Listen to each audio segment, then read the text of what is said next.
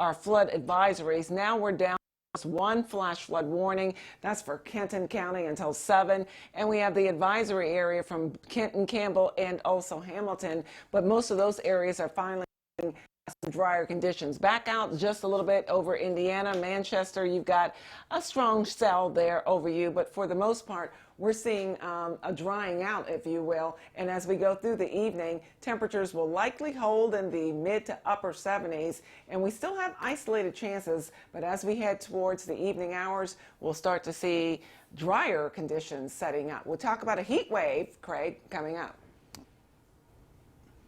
A heat wave. All right. Thanks, Sherry. We'll see you in just a little bit. Keep an eye on the forecast on the go, of course, any time of the day or night with the Storm Shield app. It sends you notifications based on your specific location. It's absolutely free and downloadable in the App Store.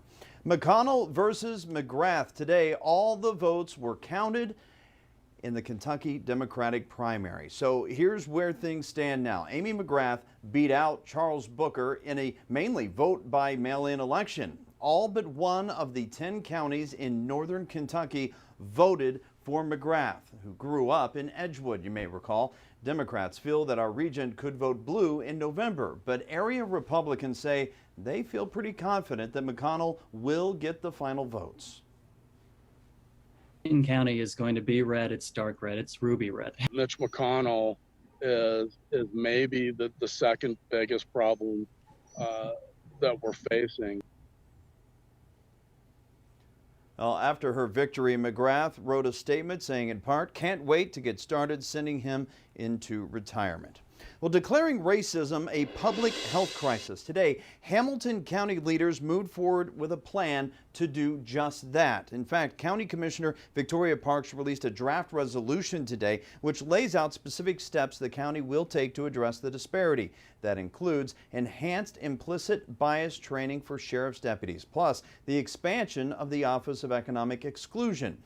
Data shows that black people in Hamilton County are more likely to have diabetes, hypertension, and more recently, severe cases of COVID-19.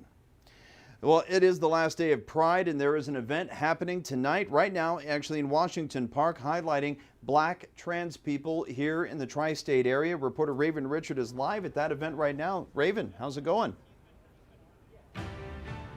All right. Hey, Craig. So things are just now getting started. You can see we had a few people back behind me. They are just starting to set up the stage where you can see this is the gazebo area. So starting to get a little bit of a crowd here going. So we'll tell you more about that. Plus, also, I talked with the store Transform. It's a transgender clothing store that provides clothing for transgender youth. They actually just opened back up. They were closed due to COVID-19. And I think that my job is to make her voice heard and to celebrate her in death like she was celebrated in life, which was as Raya. Ariel Marianne is a trans woman. Her sister, Raya Milton, also trans, was killed in Liberty Township. She's letting her voice be heard at the Trans Black Lives Matter event in Washington Park. To highlight our voices that need to be heard in a very, very big way.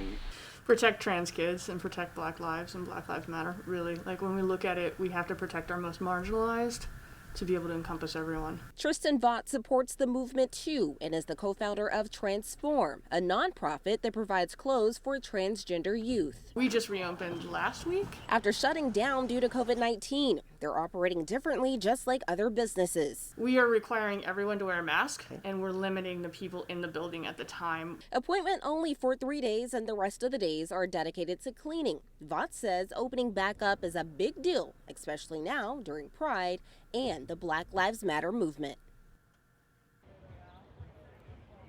And you can find more information about Transform on our website at WCPO.com.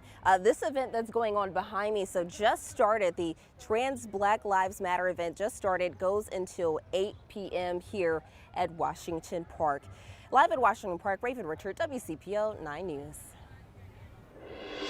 Raven, thank you so much, Raven. Turning now to the coronavirus situation here in the tri-state area, specifically Ohio has now topped 60 or 50,000 confirmed cases. That is, we don't want to push that number, obviously. And more than 2,800 people have also died. In Kentucky, there have been more than 15,000 cases there and around 560 deaths. Governor Andy Beshear says the Commonwealth faces a $1.1 billion budget shortfall now if it does not receive federal assistance. Another Metro employee has tested positive for COVID-19. Metro announced just today that an employee is quarantining at home. We're also told that that operator worked on the Route 24 line, Anderson Uptown, on June 23rd and 24th between the hours of 8:43 a.m. and 3:44 p.m. If you happen to have taken that route, you're now being urged to self-quarantine and monitor your symptoms. Well, not even a pandemic could stop college football programs from finding the next star players, but coaches sure have faced some challenges. We'll explain coming up.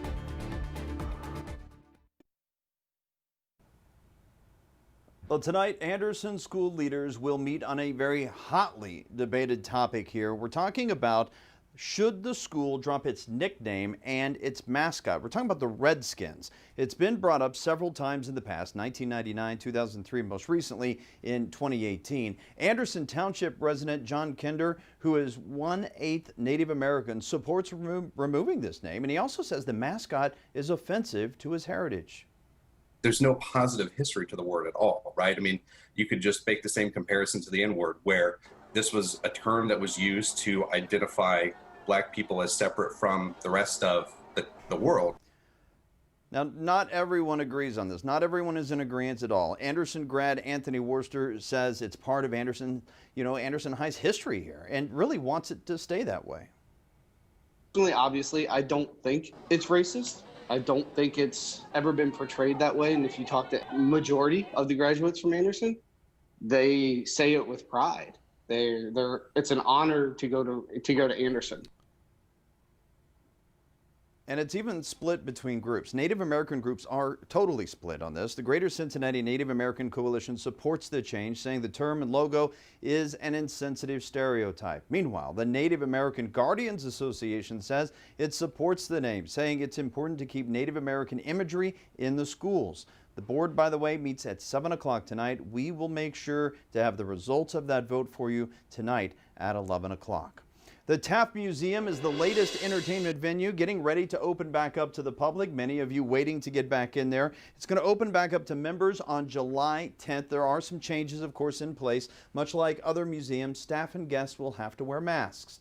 It's dropping guest capacity by from 700 down to 100 visitors at a time. The timing of the pandemic couldn't have been worse for the Taft Museum as well, which is celebrating its 200th birthday this year.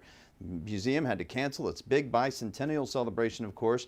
Now, we do want to correct an earlier error where we said that the museum was the former home of President William Howard Taft. It is actually the former home of his half-brother. We apologize for that error.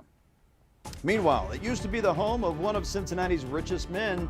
Now the old Gamble estate is in Westwood. It's set to be transformed. How it could change the face of an entire neighborhood right after this break.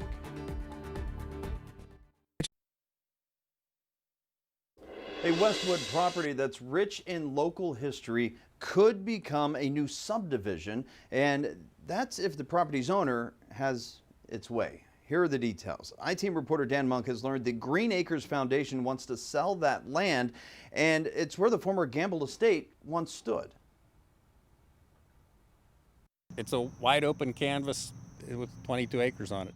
A canvas full of history, and if you ask Green Acres Foundation President Carter Randolph, its future is promising. Everything from developing it into a housing project to, I don't know, one group was talking about a retirement home and a home for people with disabilities.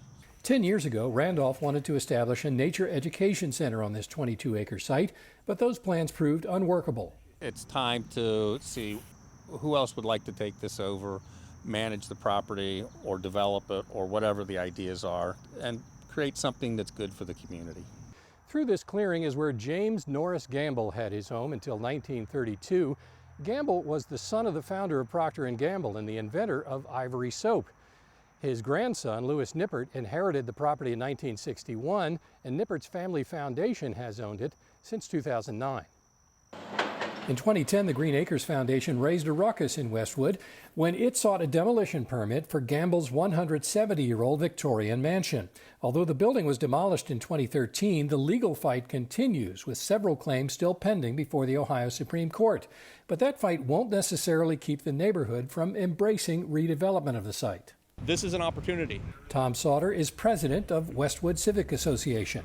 It's a time for everybody to get together and think about what do we do with this 22 acres in prime real estate in the middle of the hottest neighborhood in the city. As for Randolph, he says whatever happens next should contribute to the landscape of the neighborhood. You would want to have something that at the end of the day, neighbors would say, that's nice it's a nice end product at the end. And it may not be the ideal, but it's not going to be a terrible thing that causes a depreciation in values. Dan Monk, WCPO 9, I-Team.